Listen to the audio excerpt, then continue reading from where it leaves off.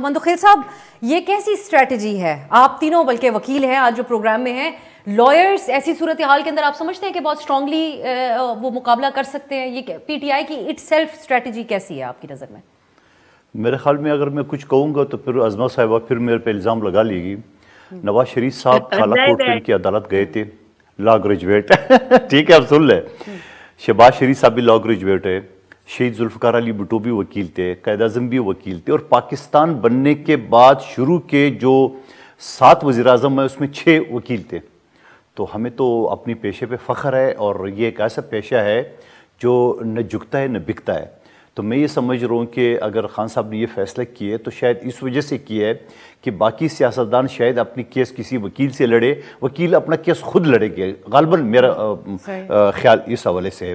اور دوسری بات یہ کہ وکلاء تنظیموں کے اوپر جو ان کا انحصار ہے آج کے دور میں، یہ ریئلسٹک اپروچ ہے؟ اس کی وجہ ہے اب عظمہ صاحبہ اور میں وکیل ہے تو یقیناً ہمارے بار میں تعلقات ہوتے ہیں، یقیناً اگر کسی وکیل کو کوئی نقصان پہنچتا ہے تو پورا بار کھڑی ہو جاتی ہے، تو اس میں کوئی شک نہیں۔ اب آپ کسی دکاندار کچھ کہتے ہیں پوری ایسوسیشن کھڑی ہو جائے گی، آپ کی میڈیا کی ایسوسیشن ہے، کسی جرنلسٹ کے ساتھ کچھ ہوتا ہے تو پورا آپ کی ایسوسیشن کھڑی ہو جاتی ہے۔ تو اس میں میں کہہ رہی ہوں آج کل کے زمینی حقائق کے مطابق نہیں کھڑے ہوتے ہیں، سارے ہوتے ہیں۔ آپ لوگ بھی پریس کلب کے سامنے مظاہرہ کرتے ہیں، اس میں اگر کوئی پیٹی بائی ہے یا اس کو سپورٹ کرتے ہیں، میں کسی کو کوئی شک نہیں ہونا چاہیے، کوئی یہ نہیں ہونا چاہیے۔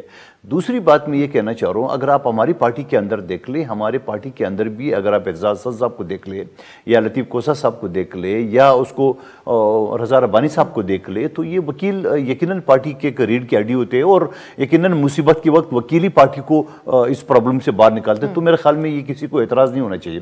دوسری بات، یہ ساری باتوں کے علاوہ جو باتیں ہوئی ہے، میں سمجھ رہا ہوں کہ ابھی الیکشن شیڈول تو اناؤنس نہیں ہوا ہے مگر ڈے کا تو پتہ چل گیا۔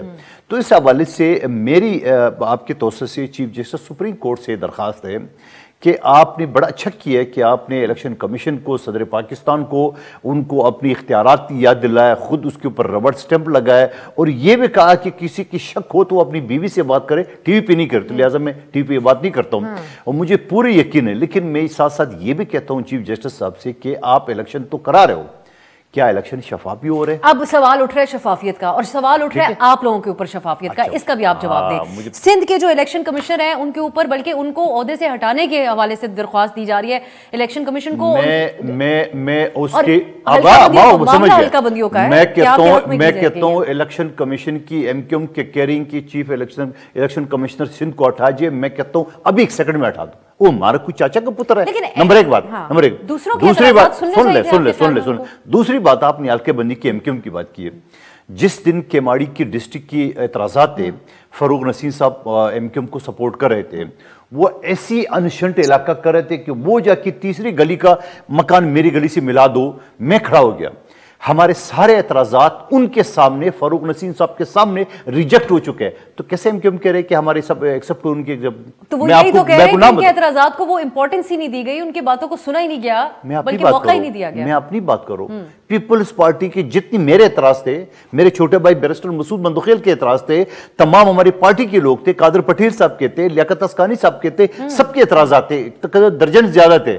وہ ایک آدھ کے اعتراض کے علاوہ باقی سارے ریجیکٹ ہو گئے۔ میں تو خود حیران ہو گیا، ایم کیو ایم کیسے ایم کیو ایم کی عادت ہے، وہ ایم کیو ایم جو جس پہ، اور میں آپ بتاؤں خوف دیکھ لیں، نو لیگ جو کہتا ہے ہم بالکل پاکستان کی ٹاپ پارٹی، ہم نے تاریخی وہ کر دی ہے، ان کو ایم کیو ایم جیسے تنظیم کو سہارا لینا پڑا، اے این پی کو ساتھ ملا دی، جمعیت کو ساتھ ملا لی، جی ڈی اے کو اتنا خوف ہے آپ کو پیپلز پارٹی سے، اتنا خوف کہ آپ نے پورے پاکستان کو اکٹھا کر۔ اچھا اگر اتنی خوف ہے تو آپ پھر یہ دعویٰ کیوں کرو کہ ہمارے یہ ہوئے؟ آپ نے جو لوگوں کو کڑھائی کی اور بریانی کھلائی ہے، اور ایک ٹیبل پہ 4 جھنڈے اور پلیٹیں رکھ کے آپ نے لوگوں کو اکٹھا کیا ہے، اس کو کہتے ہیں آئیے نا۔ آپ نے اعلان کیا کراچی میں جلسہ، چلو میں بھی دیکھتا ہوں، اور میں ابھی شہباز شریف صاحب نے اعلان کیے میرے حلقے سے الیکشن لڑنے کا، میں کہتا ہوں کاش پارٹی اگر مجھے ٹکٹ دیتی، میں ان کے سامنے کہتا ہوں لوگوں کے سامنے کہ شہباز شریف صاحب کو آپ ایم این اے بنا کے کیا کریں گے؟ یہ تو پرائم منسٹر بناتا، کچھ نہیں کیے، 1 ٹکے کا کام نہیں کیا۔ مفتاح اسماعیل جو نا وزیر خزانہ بناتا، 1 ٹکے کا کام نہیں کیا۔ میں ایک سنگل ایم این اے ہو کے میں نے 9 ارب 20 کروڑ کے ترقیاتی کام منظور کرا۔